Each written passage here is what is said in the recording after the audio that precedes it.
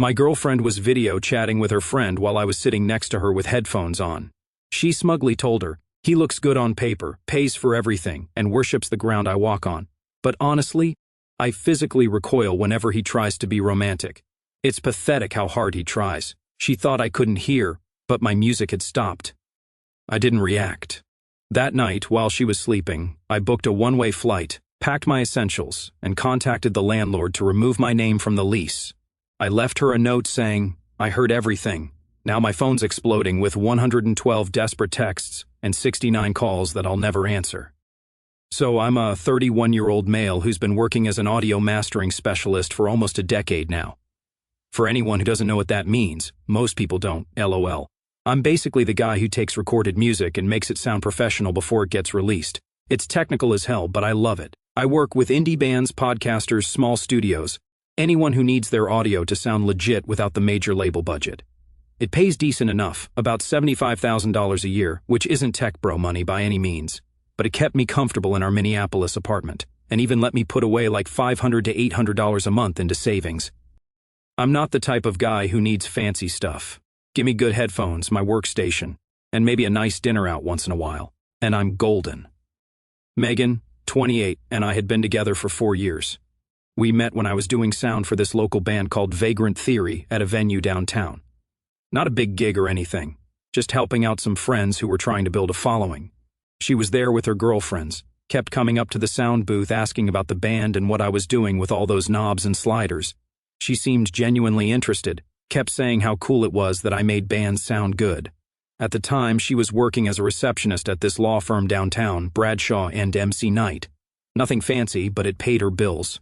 She was always talking about her big career plans, though, how she was going to break into marketing, get a job at some big agency, maybe even move to Chicago or New York someday. I admired her ambition. Honestly, fast forward to last year and she finally landed a job at Pinnacle Marketing. Entry-level stuff, but better money than before, around $52,000. She was over the moon about it, kept talking about the networking opportunities and upward mobility. I was happy for her. I supported her through the whole job search process, even helped her prep for the interviews. We had this routine down at our apartment on Lyndale Avenue, South Side, not the fancy North End. I worked from home most days in our second bedroom that I'd converted into a home studio. Nothing crazy professional, but I'd sound treated it decent enough to get good mixes. I always had my Bose Quiet Comfort headphones on, a $349 investment that was worth every penny for the work I do. Megan would be doing her thing, either getting ready for work or working from home some days, and we just coexisted pretty well. At least I thought we did. My buddy Rob has been my best friend since 10th grade. We both got detention for correcting our music teacher about whether Kurt Cobain played a Mustang or a Jaguar guitar. It was both, but mainly a Jaguar, and I will die on that hill. Rob's an accountant now, works at some financial services place doing taxes and investments and stuff I don't fully understand. Not the most exciting job, but the dude knows his way around money. He's been single most of the time I've known him, married to his career, as he puts it, but I think he's just picky. From pretty much day one, Rob had reservations about Megan. "She looks at you like you're a stepping stone, not a destination," he told me once, when we were playing Call of Duty at his place. "Like she's just waiting for something better to come along." I brushed it off. "She's just ambitious, man. She's got big plans for her career. Nothing wrong with that." "There's ambitious, and then there's using people to get where you want to go," he said, sniping some player across the map without even looking like he was trying. "Just be careful, Tyler. I've seen how she acts when you're not in the room." I should have listened to him. Rob's always been good at reading people, but when you're in love, or what you think is love, you don't want to hear that shit. So I ignored all the warning signs for 4 whole years.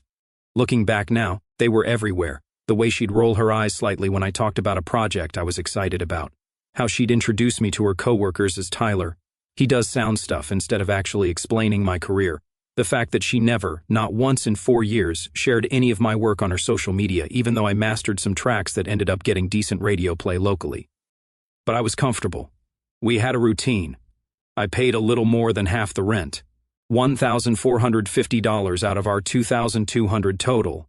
Because I made more, and I was using the second bedroom as my studio. We'd watch Netflix, order takeout, go to her company parties where she'd parade me around to her boss like I was proof she was stable and mature. Normal couple stuff, I thought.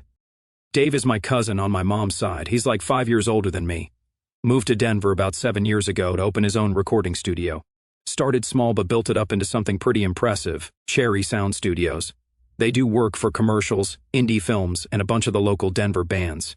He's been trying to get me to move out there and join his team for years. Denver's blowing up, Tyler, he'd tell me whenever we talked.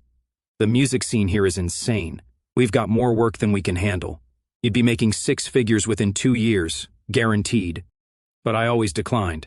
Can't leave Megan, I'd say. She's just getting established in her career here. Maybe in a few years. Dave would just shake his head. Your funeral, cuz. The offer stays open. Had no idea how prophetic those words would turn out to be. That Wednesday started normal enough. I was mastering this indie rock album for a band from St. Paul. Deadline at the end of the week. Good gig, $3,500 for the whole project. These guys had some potential too. Their song structures were solid, vocals were unique, and their guitar tone was killer. I was actually enjoying the work, which isn't always the case. And I was on the couch in the living room that day because Megan had some video meeting in the bedroom and my studio room would have been visible in the background. No big deal. I've worked from weirder places. I had my laptop, my portable interface, and my trusty Bose Quiet Comfort headphones. Megan was on the armchair across from me, legs tucked under her, scrolling through Instagram between work calls. My headphones have this feature called transparency mode, where you can hear your surroundings while still listening to audio.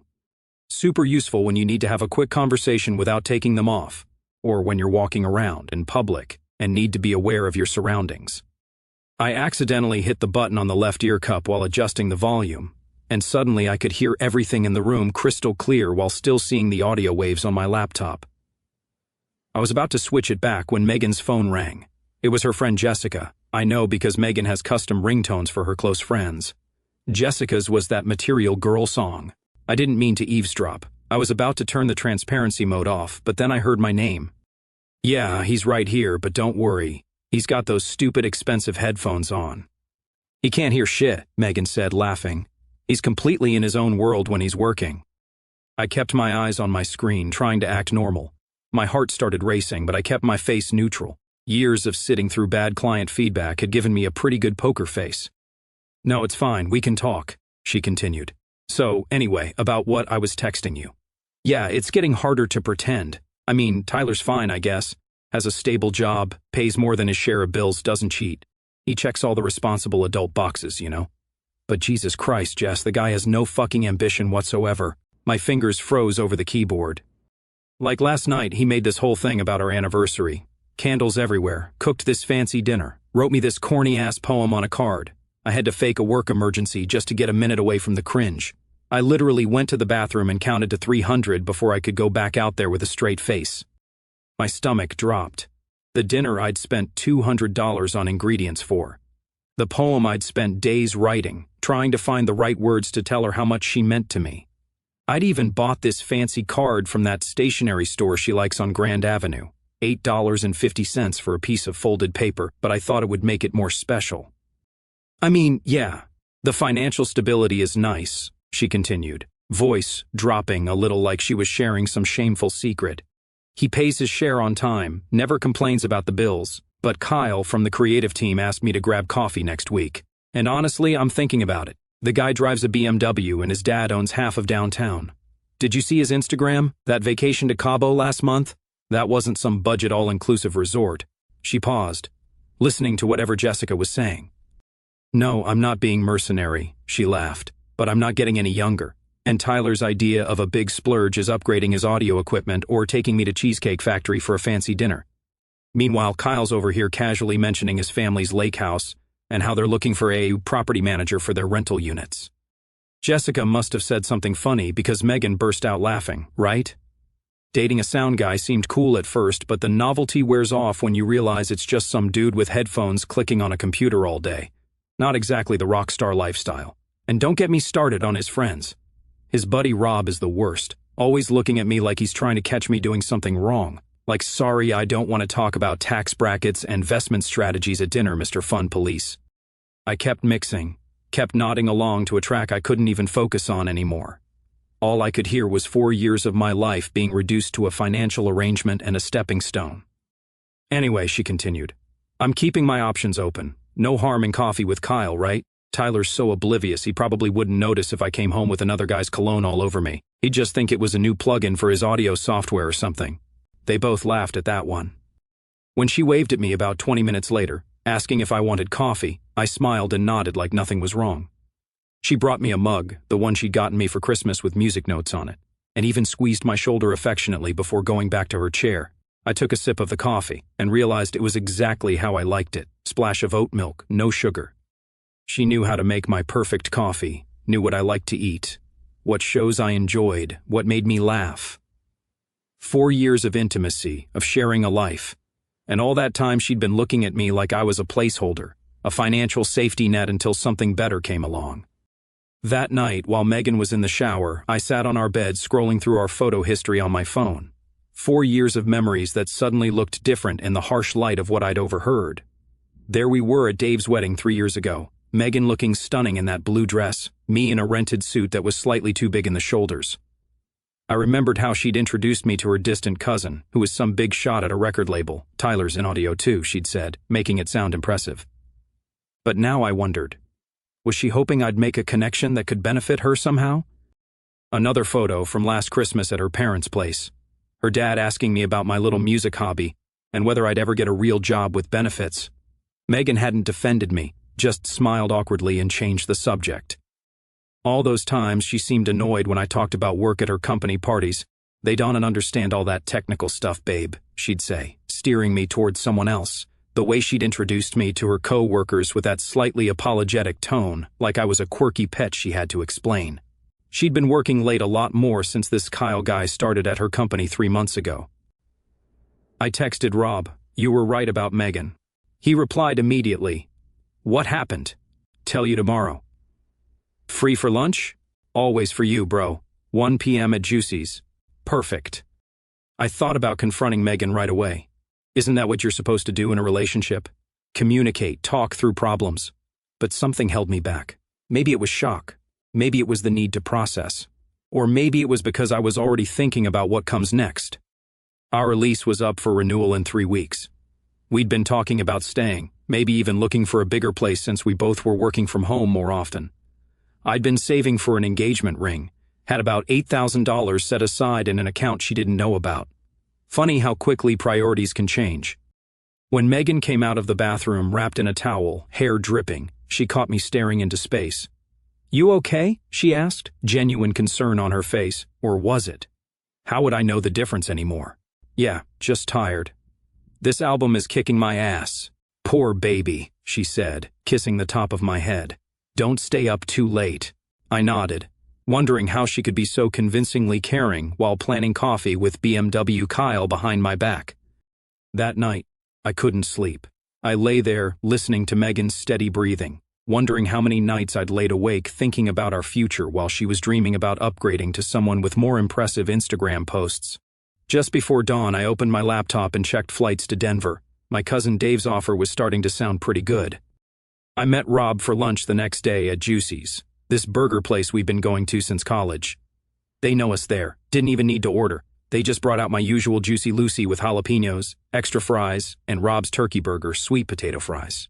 I told him everything I'd overheard, every single detail. "That bitch," he caught himself, lowering his voice. "I knew it. I fucking knew it." "Did you confront her?" "Not yet." "What are you going to do?" "I'm thinking of taking Dave up on his offer in Denver." Rob nodded slowly, processing. He'd never liked Megan, always said she looked at me like I was a stepping stone, not a partner. He'd been right all along. Good. Get the hell away from her. But he had that look, the one he got when we used to plan elaborate pranks in high school. "Don't just leave. She treated you like an ATM with a dick for 4 years. Make it count." And we spent the next 2 hours plotting. Rob works in finance, not the Wall Street kind, but the kind where he knows how credit scores work and what impacts them. By the time we finished our food, I had a plan. "You sure you want to go this nuclear?" Rob asked as we were leaving. "I mean, I'm all for it, but there's no walking this back." "Did you hear the part where she said I was so oblivious she could come home with another man's cologne on her and I wouldn't notice?" "Fair point. All right, I'm with you. Operation Headphone Revenge is a go." For the next week, I acted completely normal. I told Megan I was considering a big client project that would require travel. Some producer in LA needs on-site mastering for a film soundtrack, I explained. Could be a big opportunity. Oh, that's great, she said, not even trying to hide her lack of enthusiasm. How long would you be gone? Maybe a week? We're still working out details. Well, you should definitely do what's best for your career, she said, squeezing my arm. Translation, go ahead. I can use the time to see Kyle. I asked her opinion on some investments. Even brought up the idea of putting the lease renewal in her name since her credit was so good, and she made a point of telling people she was the responsible one. That makes sense, she said, not even looking up from her phone. Your credit could use the break, and I get the rental history boost. Win-win. Perfect. Meanwhile, I was selling equipment I could replace later, moving money around, and having long calls with Dave, finalizing my move to Denver. I found a decent apartment near his studio, nothing fancy but mine. You sure about this? Dave asked during our last call. I mean, I'm thrilled you're finally coming out here, but it seems sudden. I'll explain everything when I get there, I said. But yeah, I'm sure. I had one more lunch with Rob, where he handed me a USB drive. What's this? I asked. Insurance, he said. I had my buddy at the IT security firm do some digging. There's proof she's been seeing this Kyle guy for at least 6 weeks. Photos of them going into his apartment building. Texts she sent to Jessica about him. The works, just in case she tries to play victim after you're gone.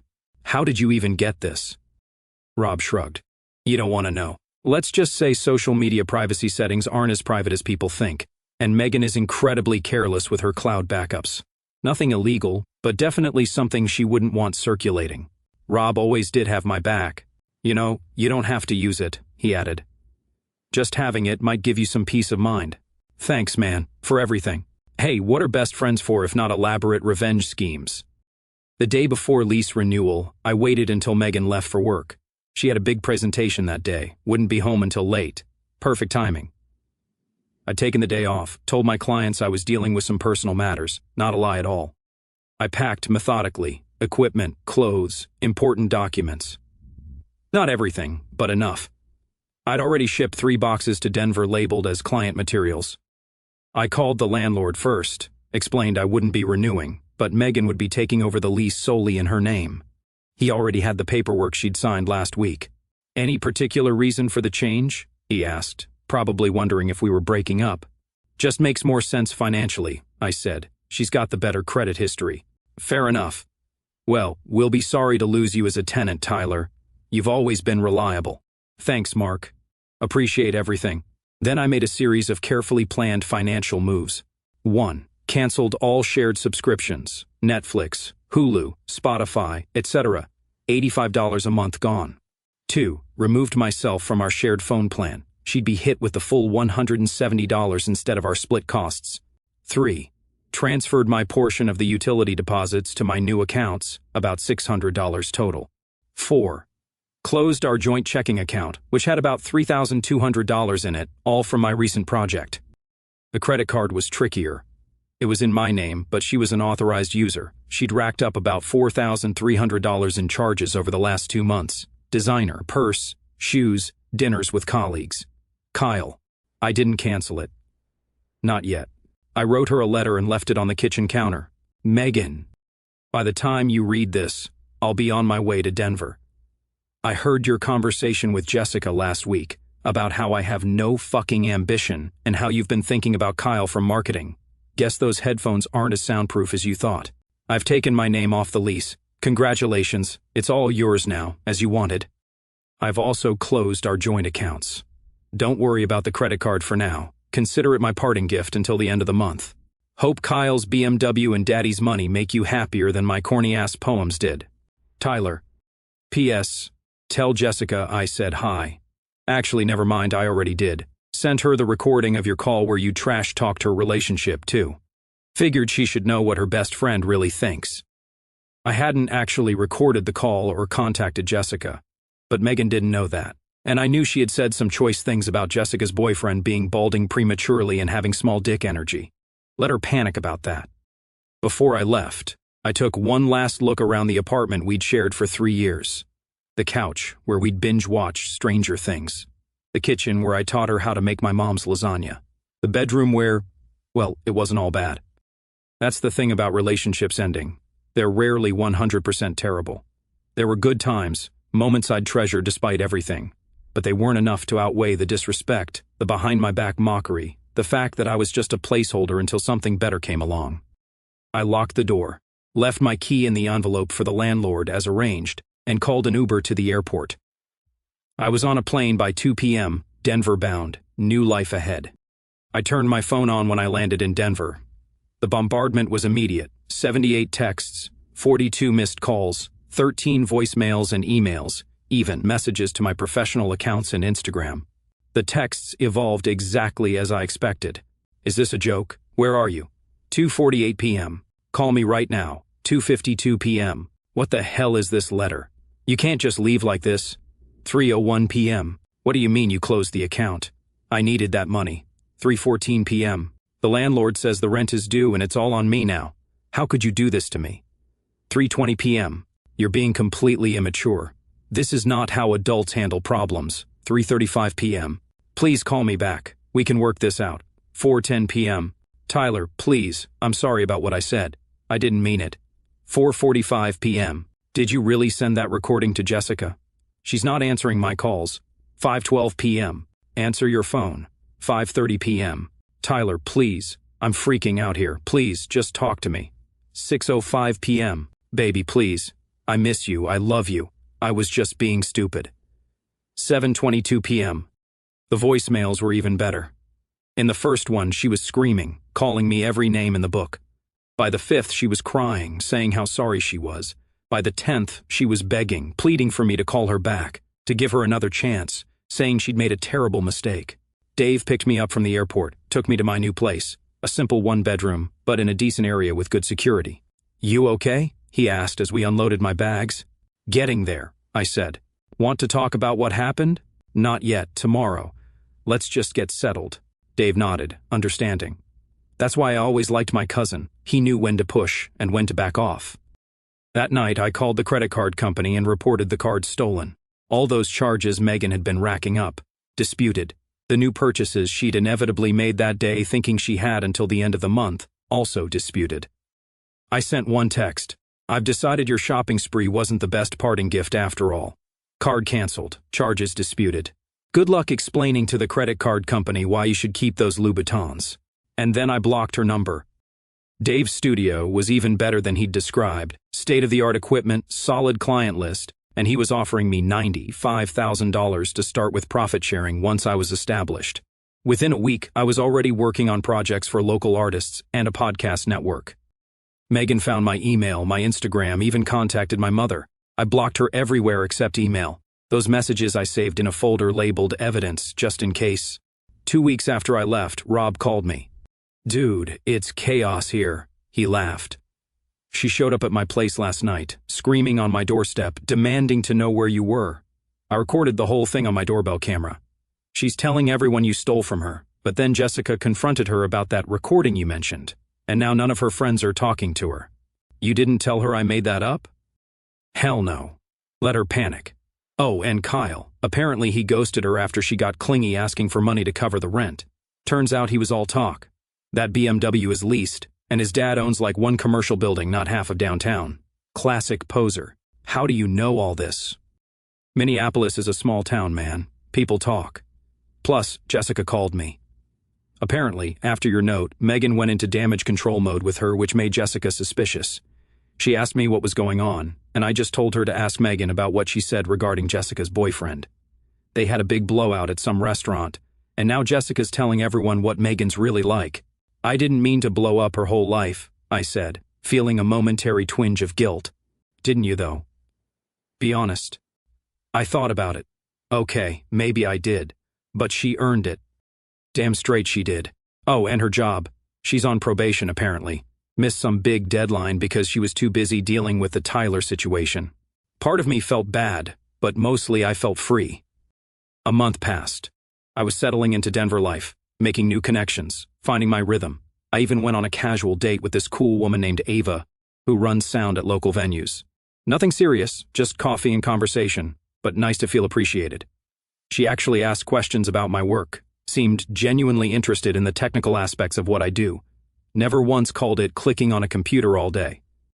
I was making progress on the house hunt, too, looking at small places with enough room for a home studio. Denver real estate was no joke price-wise, but with my new salary and what I'd saved over the years, it was within reach. And then came the email from Megan. Tyler, I'm desperate. The landlord is evicting me because I can't make the full rent on my own. My credit is ruined from those disputed charges. How could you do that to me? I had to pay back $4,300 that I don't have. Kyle turned out to be a complete fraud. He's not even his dad's son, just some guy who works there. Jessica won't talk to me anymore after whatever you sent her, and she's turned everyone against me. I can't make rent, and my parents won't help because they say I need to learn responsibility. I've been put on a performance improvement plan work because I've been such a mess. Please, I'm begging you. I need $3,000 for rent, or I'm homeless next week. I know I don't deserve your help, but please, I have nowhere else to turn. I'm sorry for what I said. I was just trying to sound cool for Jessica. You know how she is, always bragging about her boyfriend. I didn't mean any of it. I miss you so much. Please, Tyler, I'm desperate. Please respond. Megan. I showed the email to Dave and Rob, who was visiting for the weekend. You're not actually considering helping her, are you? Dave asked. I shook my head. Nope, but I am going to respond. My reply was simple. Megan. I'm sorry to hear you're going through a difficult time. That must be really hard for someone with no fucking ambition like yourself. Unfortunately, I can't help. I've spent all my money upgrading my equipment and taking my new girlfriend to Cheesecake Factory. Maybe try writing poems for money. Oh wait, those are too corny-ass for your sophisticated tastes. Best of luck with your future endeavors. I hear Kyle's BMW has a roomy back seat if you need somewhere to sleep. Tyler. P.S. I never recorded your call or sent anything to Jessica, but thanks for confirming you said shit about her too. I attached a picture of me in Dave's studio, smiling, clearly thriving. Rob high-fived me when I hit send. Cold, man, ice cold. She spent 4 years making me feel like I wasn't enough, I said. Like my career, my passions, my way of showing love were embarrassing. Like I was just a placeholder until something better came along. She can find out what better really looks like. 2 days later, I got a notification that Megan had created a GoFundMe for an unexpected housing crisis. It had raised $47 in 48 hours. I anonymously donated $3 with the comment, "Hope this helps with your BMW payments." Her next email was just a string of expletives and accusations. How I'd ruined her life, how I was cruel, vindictive, heartless. How could I do this to her after 4 years? Didn't I care at all? I didn't respond. There was nothing left to say. 3 months after moving to Denver, my life had completely transformed. I'd closed on a small house in the Highlands neighborhood. Nothing extravagant, but it had a finished basement I was converting into a home studio. Dave's business was booming, and I was booked solid with clients for the next 3 months. My name was getting around in the Denver music scene as the new mastering guy who really knew his stuff. Rob moved to Denver too. Got a job at a financial planning firm downtown, found a place about 15 minutes from mine. We started jamming together on weekends just for fun. He'd played bass in high school, and I'd pick up guitar now and then. Ava and I were seeing each other regularly, taking it slow, but it was good, real good. She never once made me feel like I wasn't enough. You know what's weird? She said one night as we were cooking dinner at my place. I think I actually listened to an album you mastered before I even met you. That Vagrant Theory EP? That's you, right? The production is so clean. I nearly dropped the spatula. Yeah, that's me. You know their music? Are you kidding? They played at my venue last year. The sound guy couldn't stop talking about how easy they were to mix because the mastering was so good. It was such a small thing, but it meant everything. To be seen, to be valued for what I do, not despite it. As for Megan, her last email came 6 months after I left. No more begging, just rage.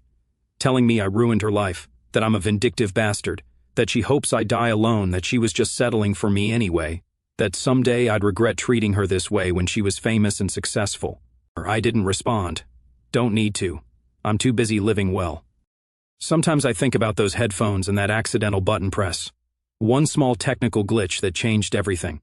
Showed me who she really was when she thought I couldn't hear.